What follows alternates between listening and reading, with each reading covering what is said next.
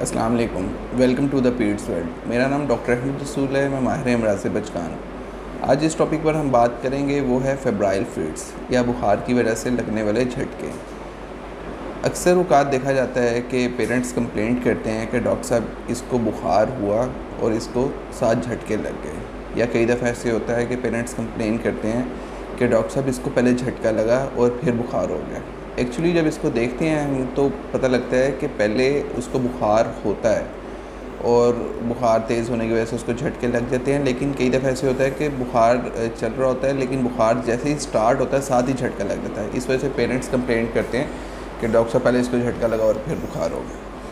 ये एक बड़ी कॉमन सी प्रेजेंटेशन है और ओपीडी बेसिस पे काफ़ी ज़्यादा देखने को मिलता है। या इमरजेंसी में कई पेरेंट्स लेके आते हैं अपने बच्चों को जो झटकों के साथ होते हैं और 100 में से 5 बच्चों को बुखार के साथ झटके लग सकते हैं।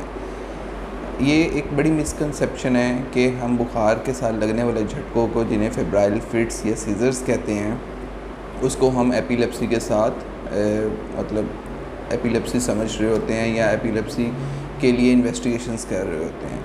ये एपिलेप्सी से बहुत डिफरेंट चीज़ है और इसमें पेशेंट जो प्रेजेंट करता है वो डिफरेंट टाइप ऑफ सीजर्स के साथ प्रेजेंट कर सकता है, जिसमें वो अपने जिस्म को अकड़ा लेगा और बाजू या टांग को झटके लग सकते हैं, जिसे हम जनरलाइज टॉनिक क्लोनिक फिट्स कहते हैं।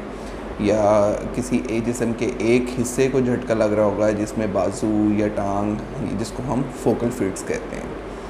और कई दफ़ा ऐसे होता है कि झटका बिल्कुल नहीं लग रहा होता और सिर्फ टोन इंक्रीज़ हो जाती है, जिसको टोनिक फिट्स भी कह सकते हैं। फेब्राइल सीजर्स, अब फेब्राइल सीजर्स की 2 टाइप्स हैं।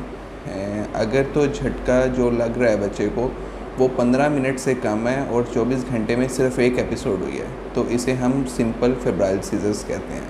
लेकिन अगर उसका ड्यूरेशन 15 मिनट से ज़्यादा है और 24 घंटे में एक एपिसोड से ज़्यादा दफ़ा उसको झटका लगा है तो इसको कॉम्प्लेक्स फेब्राइल सीजर्स कहते हैं।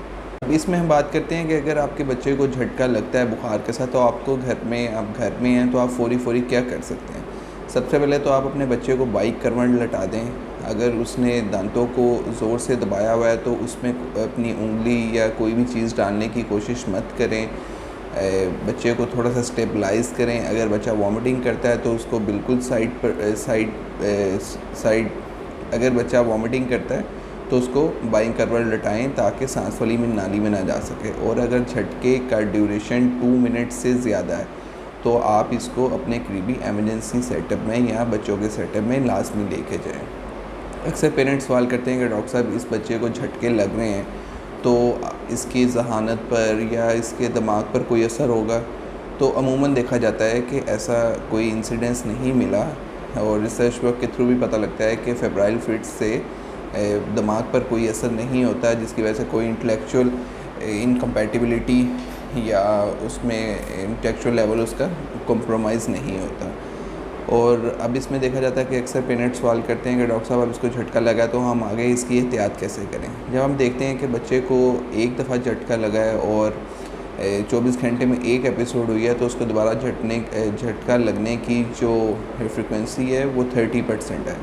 लेकिन अगर उसको 24 घंटे में एक से ज़्यादा मरतबा झटके लगे हैं और ड्यूरेशन भी उसका ज़्यादा है तो फिर उसकी जो फ्रिक्वेंसी वो 50% तक चली जाती है। हम इसमें जो फौरी जो चीज़ें पेरेंट्स को एडवाइस कर सकते हैं कि जैसे ही बच्चे को बुखार हो और उसमें ये ट्रिगरिंग फैक्टर हो कि उसको फेब्राइल फिट्स हो सकते हैं तो आप उसको बुखार को कम करने वाली अद्वियात यूज़ करें, जिसमें पैराडोल और पैरासीटामोल या कालपोल या ब्रूफन है। या और आप उसका वाटर स्पॉन्जिंग कर सकते हैं ताकि उसका जो फ़ीवर है वो 101 से नीचे रहे, क्योंकि ऐसे बच्चों में फेब्राइल फिट्स होने का थ्रेशोल्ड बहुत ज़्यादा कम होता है निस्बतन उन बच्चों को जिनको सिर्फ बुखार होता है और साथ झटके नहीं लगते।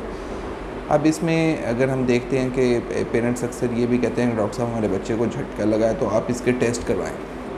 तो अमूमन तौर पर अगर आपके डॉक्टर देखते हैं और वो ये डायग्नोज़ कर लेते हैं कि ये फेब्राइल फिट्स है तो ऐसी कंडीशन में अमूमन टेस्टों की ज़रूरत नहीं होती।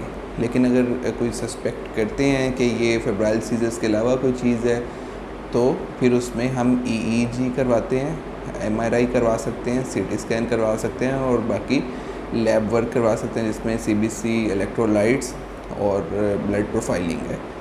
इसमें एक और चीज़ हम देखते हैं कि जो इसकी एज है, रिस्पेक्टिव एज फिट्स की, वो है 6 मंथ्स टू 5 ईयर और मोर प्रिसाइजली 6 ईयर्स तक।